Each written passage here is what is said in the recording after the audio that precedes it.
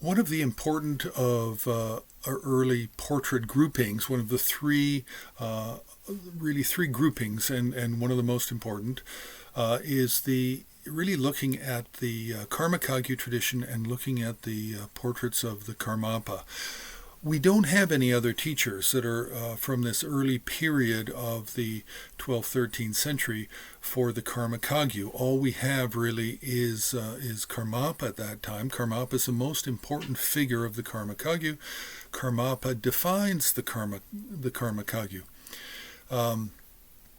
So for the three early teachers, we also have art that is from that same time period of the 12th, 13th century.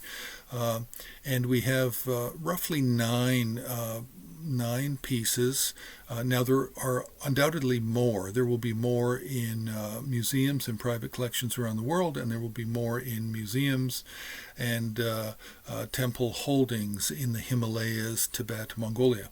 There's always more. There's never less. There's always more. So with the Karmapa, what we find is we don't always know. We're not always sure how to identify the early Karmapas because we do lack inscriptions. We lack inscriptions and sometimes we lack context.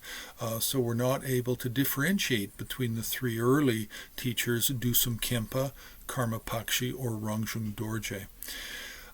Now, what we definitely have is we have Karmapa as a central figure, we have Karmapa as a secondary figure, and then we have Karmapa as illuminations in manuscripts, generally paper.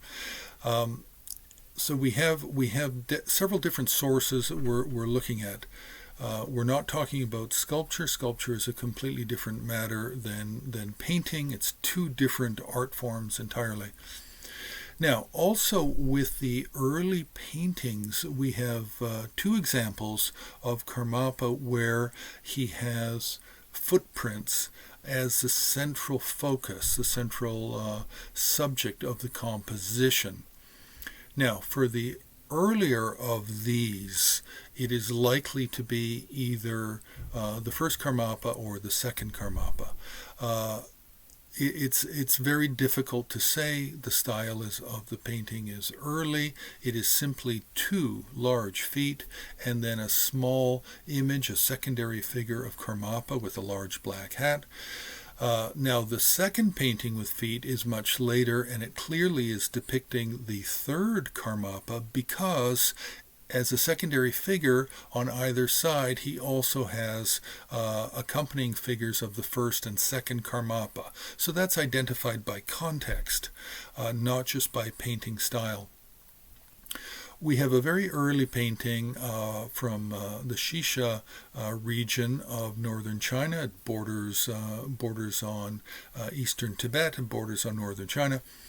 The Shisha culture, and we have a painting of Medicine Buddha where in the bottom left corner we have a figure with a black hat, looking very Tibetan, looking monastic, wearing robes, and also a little bit dark in color. We do find that Karma Pakshi, the second of the Karmapas, is often painted a little bit darker in complexion than some of the others or most of the other Karmapas up to the present time.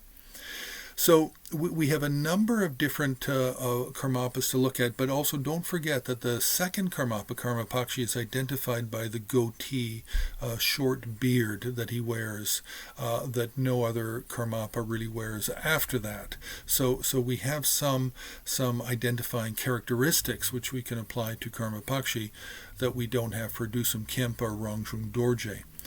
But this is an important grouping of figures. It's very manageable. There's only three of them. Right now we have 9 works of art, paintings, and 1 book illumination. And with these, it's